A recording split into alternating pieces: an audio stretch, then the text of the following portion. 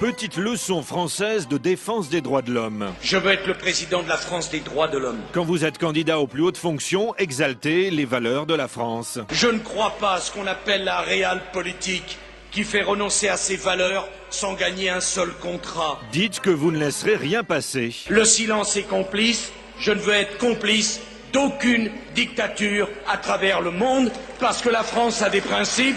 Avoir des principes sans les défendre, ce n'est pas être fidèle à l'histoire et à l'identité de la France. Et c'est donc fidèle à cette histoire et à cette identité qu'aussitôt après le début de la répression en Tunisie, le président de la France des droits de l'homme s'est exprimé il y a quelques jours. Ah non, pardon, c'est le Premier ministre, et c'est déjà très haut, hein, c'est le Premier ministre de la France des droits de l'homme qui a réagi. Non, petite confusion, c'est le ministre de la Culture de la France des droits de l'homme qui a dit dimanche au président Ben Ali ces 4 vérités. Je me garderais bien de donner des leçons d'une manière trop univoque. Dire que la Tunisie est une dictature univoque comme on le fait si souvent me semble tout à fait exagéré. Et puis mardi matin, c'est le ministre de l'Agriculture de la France des droits de l'homme qui en a remis une couche. Le président Ben Ali est quelqu'un qui est souvent mal jugé, qui a fait beaucoup de choses. On peut critiquer après certains aspects, toujours vigilant sur les droits de l'homme.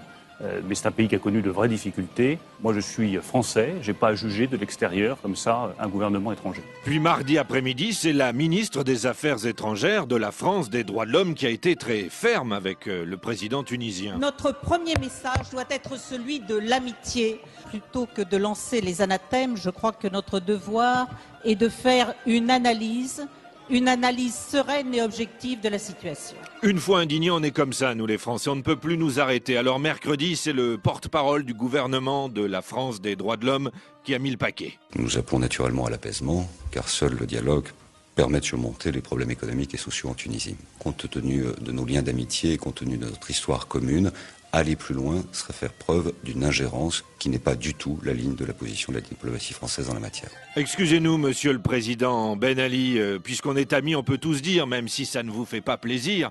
Vous vous souvenez de Jacques Chirac en 2003 ? Le premier des droits de l'homme, c'est de manger, d'être soigné, de recevoir une éducation.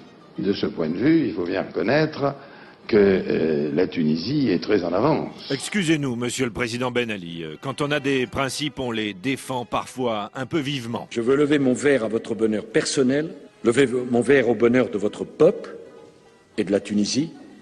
Vive l'amitié entre les peuples tunisiens et français.